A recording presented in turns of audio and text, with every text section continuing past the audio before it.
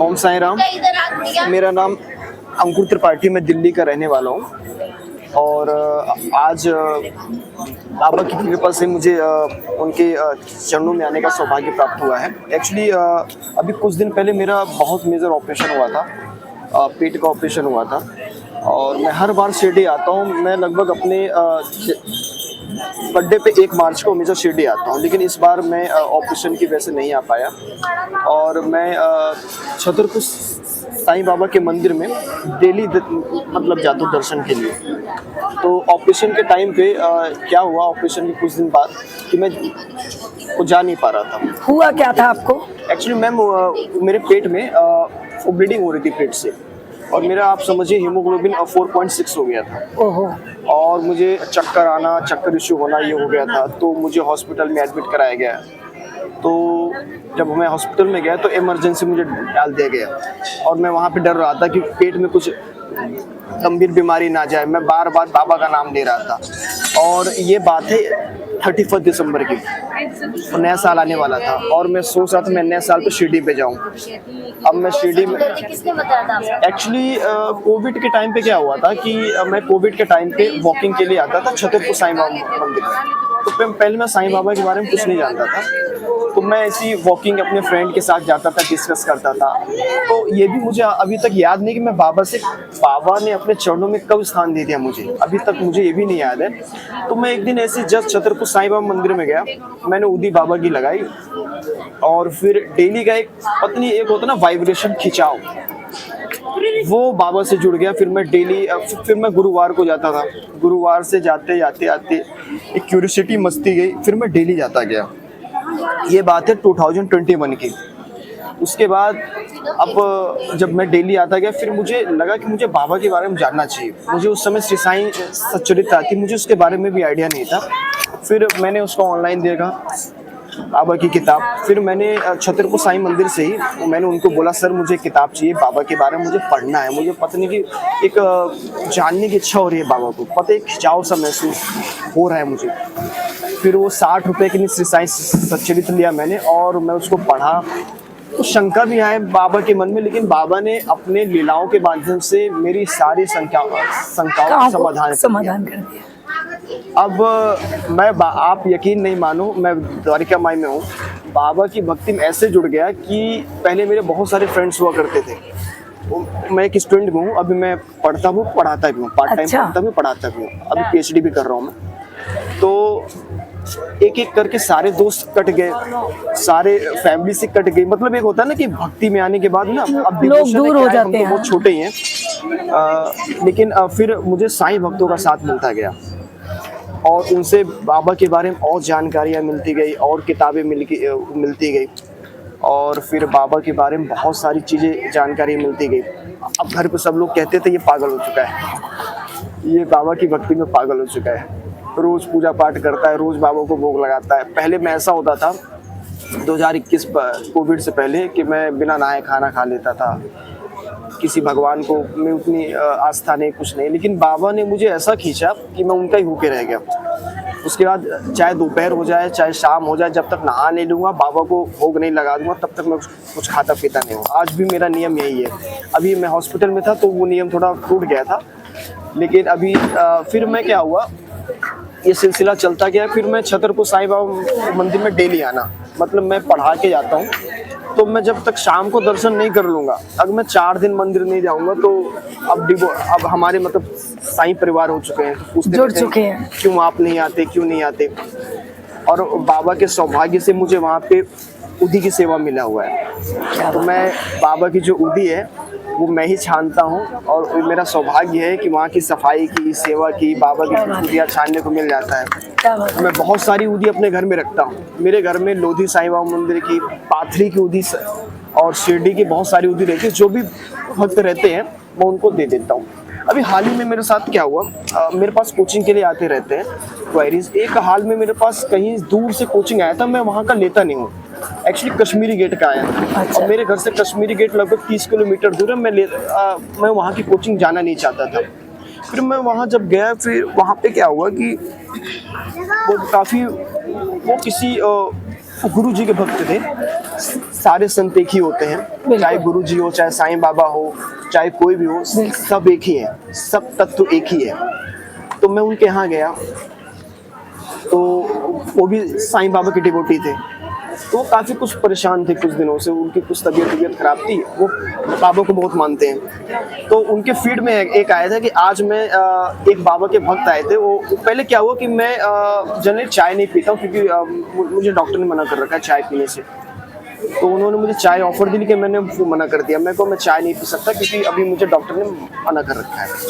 तो उन्होंने कहा, उन्होंने थोड़ा ज़बरदस्ती करने लगे, एक सेब काट के लेके आए। जब ये मुझे सारा कुछ खिला दिया उन्होंने, तब कह रहे पता है आज हमारी फीड में आया था कि मैं तेरे यहाँ चाय पीने आऊँगा और प्रसाद खाने आऊँगा। और मुझे बाद में बात पता चली, तो मैंने कहा चलिए ठीक है, आपका मन रखने के लिए मैं चाय पी लेता हूँ। तो उनको मैंने बाबा की उदी दी थी और बाबा के गुरुस्थान के नीम के पत्ते दिए थे। मैंने कहा ये आप अपने घर में रखो। थोड़ा वो परेशान थे, थोड़ा उनके बच्चे का भी हेल्थ ठीक नहीं था उस समय, मेरा भी हेल्थ खराब ही चल रहा था। मैंने कहा आप इस पे भरोसा रखो, बाबा सब ठीक कर देंगे।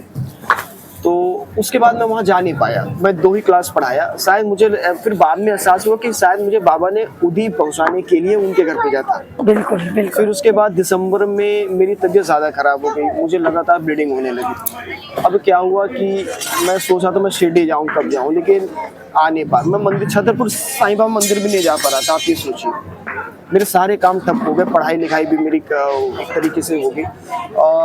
फिर मैं एक दिन मुझे डॉक्टर ने बता दिया सर्जरी होगी, इसका सर्जरी के अलावा कोई ऑप्शन नहीं है। फिर मैंने कहा चलो ठीक है सर, जैसी बाबा की इच्छा।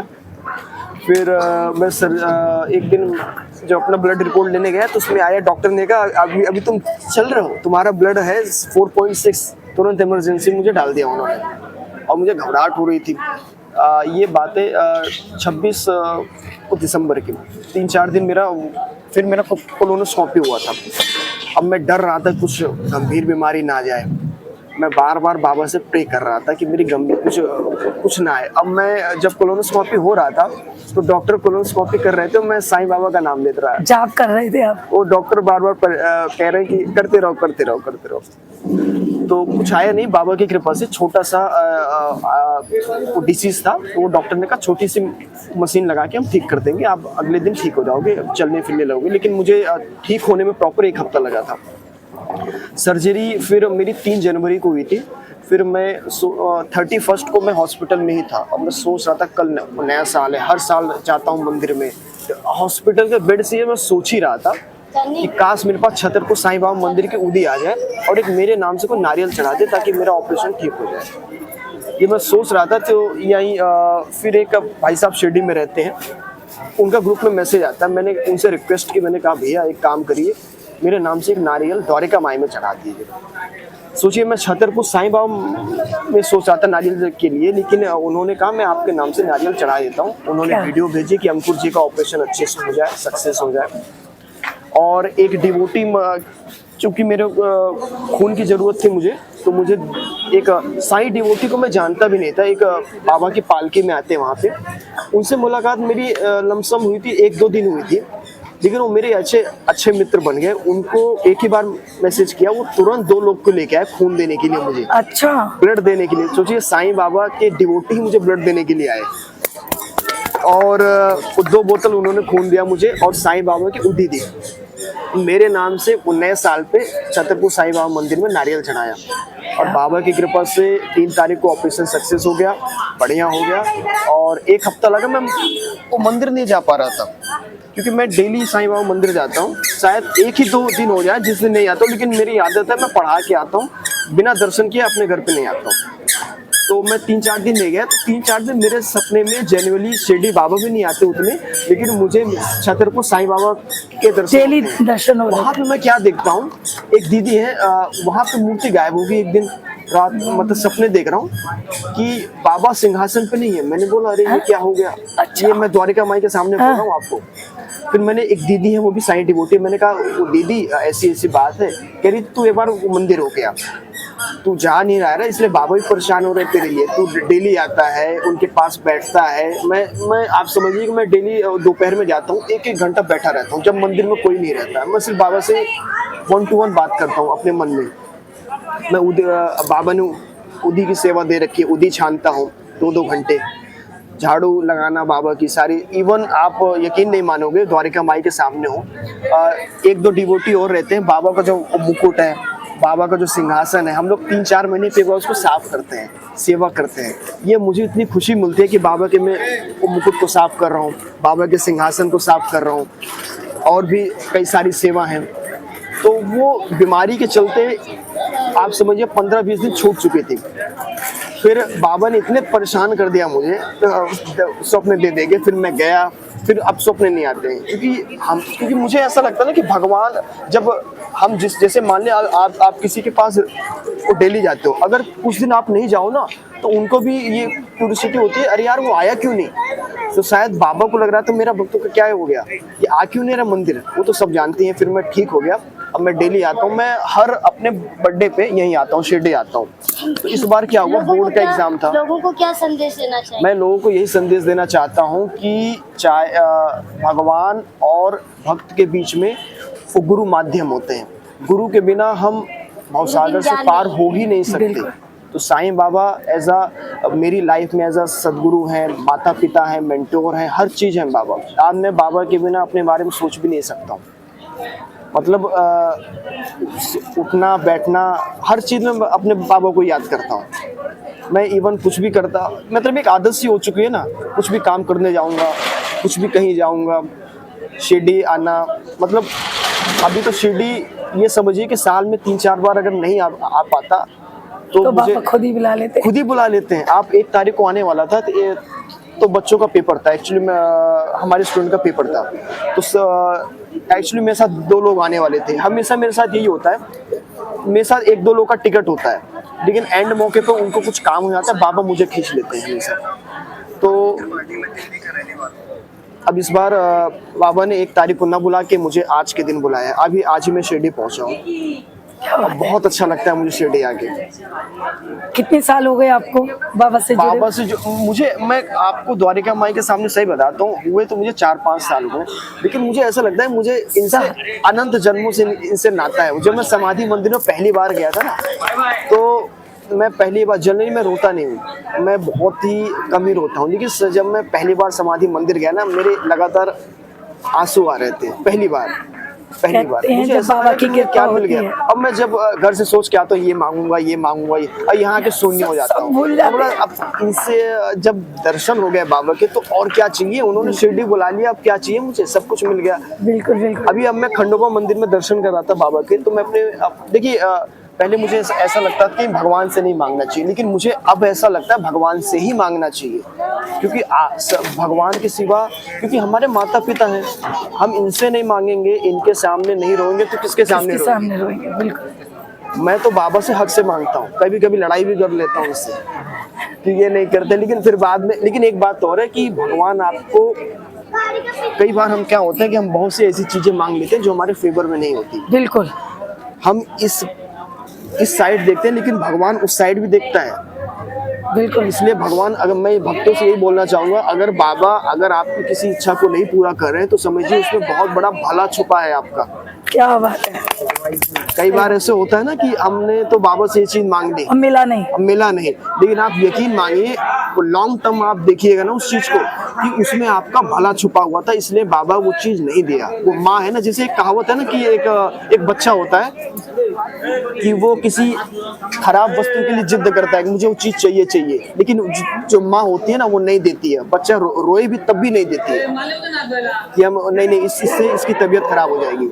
तो भक्तों से यही कहना चाहूंगा, बाबा पे अपनी श्रद्धा बनाए रखिए। कोई कितना भी आपके और बाबा के बीच में कुछ बोले, देखिए भक्ति में देखिए एक बात ध्यान रखिए, भक्ति में जब तक आलोचना ना हो, जब तक बेइज्जती ना हो, जब तक दिक्कतें ना आए, तब तक वो भक्ति नहीं है। जिस समय आपके पास दिक्कतें आने लगे ना, क्योंकि बाबा क्या होता है, हमारे अनंत जन्मों का जो पाप है ना, वो काट रहे होते हैं। तो वो ये हमारा आखिरी जन्म है, जब काटेंगे ना तभी तो हम प्योर होंगे। तो वही मैं सोचता था कि पहले मैं बाबा की पूजा नहीं करता, बहुत खुश रहता था, अच्छे से घूमता था, लेकिन अब अभी बीमारियां भी आ रही है, सारी आ रही है, लेकिन जब आप काट रहे हैं। सत्संग पढ़ोगे, जब साईं सचरित पढ़ोगे, साईं डायरी पढ़ोगे, साईं बाबा के बारे में और भी किताबें पढ़ोगे, तो आपको लगेगा ना कि जो हमारे अनंत जन्मों के पाप ना वो कट रहे हैं। तो वो कटते हैं। जब हम क्या होता है ना कि हम, हो सकता था मुझे बहुत बड़ी बीमारी लिखी हो, बाबा ने पहाड़ से मुझे गिरना हो, बाबा ने इतने। पत्थर से काट दिया। बिल्कुल बिल्कुल कई बिल्कुल। बार ये होता है। तो जो सदगुरु होते हैं ना, उनका वो केवल ज्ञान ही नहीं देते, वो अंधकार भी मिटाते हैं। बोलिए तो साईनाथ महाराज की की जय। बोलिए साईनाथ महाराज की जय।